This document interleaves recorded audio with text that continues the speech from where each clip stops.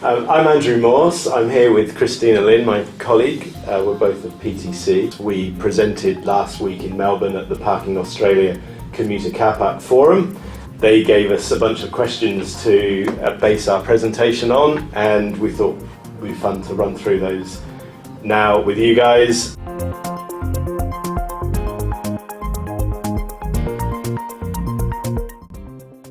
I'm going to kick off with a question to you, Cristina. What can be done to achieve great commuter car parks?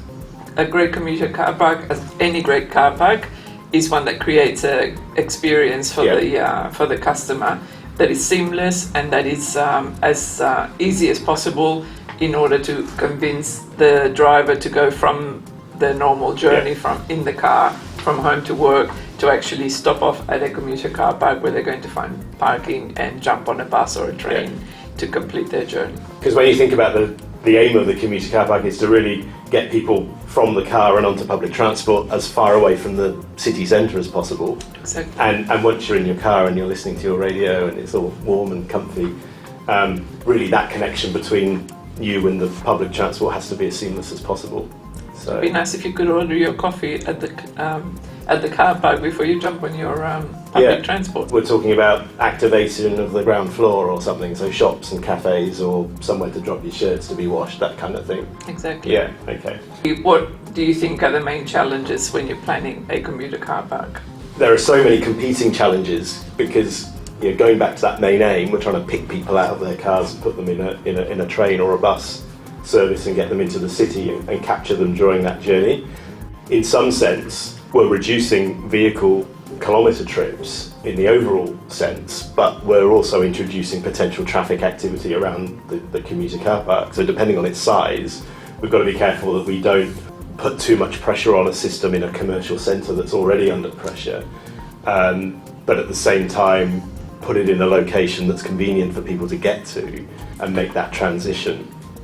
I think in terms of the car park size though, there has to be some kind of a balance, because you don't want the car park to be small enough that you say, well, what's that going to actually do to the uptake of public transport in that location, and therefore the cost of construction is not going to be really justified by the number of people that are going to be able to use it. And I guess this is where a model that's further out of town and maybe at grade with a larger number of spaces has a cost benefit to it, in the sense that you're not building an expensive structure, but you're also getting the benefit of a larger number of spaces. I think there's opportunities to do smaller car parks closer in on the routes to pick up some people, but I think ultimately you've got to be looking at some fairly significant numbers on the outer edges of town to really make commuter car parking make sense.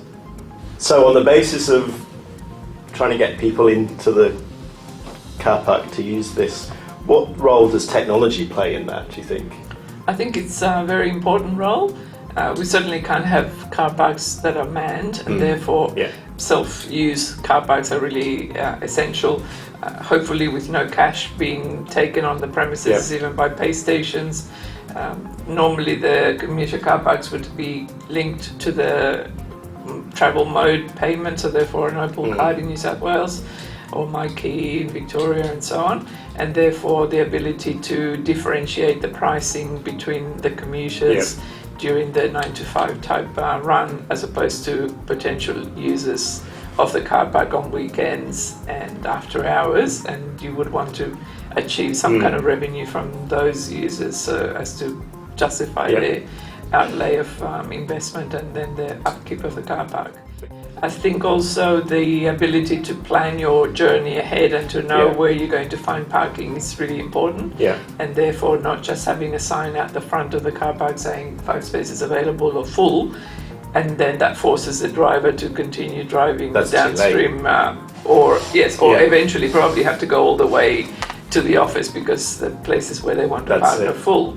And therefore the ability of having that information via an app or online before they leave home, or even better to be able to book a parking space on a regular basis would also be a way to do it, although that could then create the ability of people who are savvy with the technology to make sure they got spaces and leave the general population a bit out in the cold, and that's particularly important when you think about afternoon shift workers like at hospitals, and therefore we want to be able to use, for those people to be able to use the car parks as well, and therefore technology can facilitate the release of certain chunks of you can virtually nest spaces for later on in the day, so that you've got an equitable distribution of spaces. Exactly. Yeah, sure. So there are a number of ways in which technology can make the experience even better.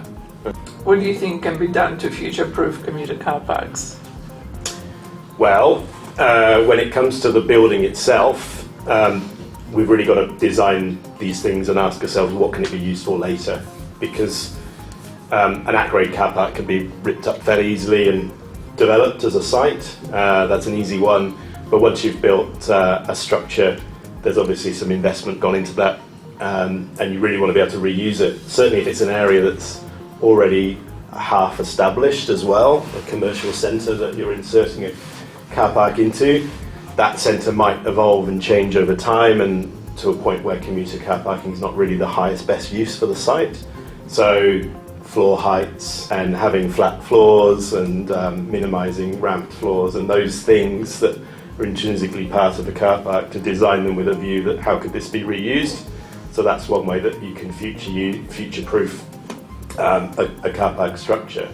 And it does add probably a bit of extra cost at the beginning of the process, but really that gets pulled back, in sort of 20, 30 years time when things have changed. And who knows where we are in that period of time that this, we might look back and think that was silly to build a car park and not be able to use it for something else.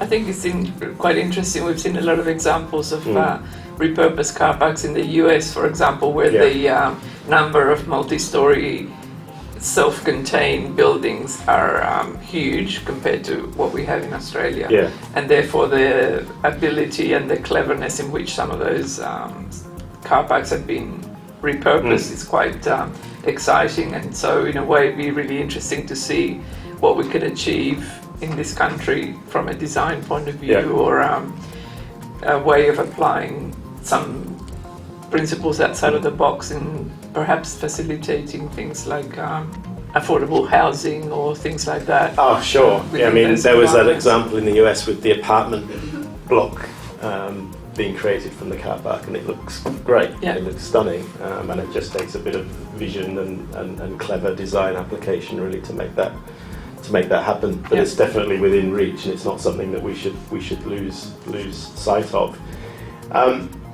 What do you think the factors that affect the uptake of park and ride?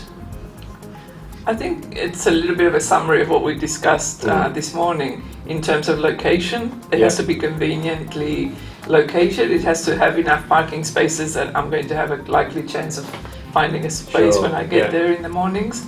The ability to have other services combined in the car park, as you mentioned before, the retail at the ground level, the ability to get your dry cleaning delivered or perhaps parcel pickup. Any way that that car park that's just sitting there idle for a period of time would maximise its usability. So it's about the return on investment, isn't it? And it's the return on investment not only for the car park itself, so we put some money in to build that, we want to extract the maximum use from it, but then it's also trying to generate the maximum return on investment for the transport network as well. So finding places where uptake's maybe not as great, and you've essentially got an asset that's underperforming. And I think there's an aspect of accountability as well. Just because there's a package of money being provided by the government doesn't mean that we shouldn't be expecting some kind of return from it, and certainly some reporting as to what the utilisation is in that particular location. Who's using it? Why are they using it? How many people are using it? It's a little bit like the congestion and parking levy. We want really to know. The whole point of that levy was to actually reduce congestion, and I think commuter car parks has been part of the investment of the levy, certainly in New South Wales. And it would really be very useful to have statistics and data as to what impact that actually has had. Are they doing what they were? Exactly, so that we know whether it's still worth spending more money on that type of solution, or whether we should be thinking about other things. Putting it somewhere else. Yeah, sure. But yeah, it was a great presentation, and there was quite a lot of people attended, and we hope that the parking industry can play a role in the development of future commuter car parks. Absolutely. Thank you. Thank you.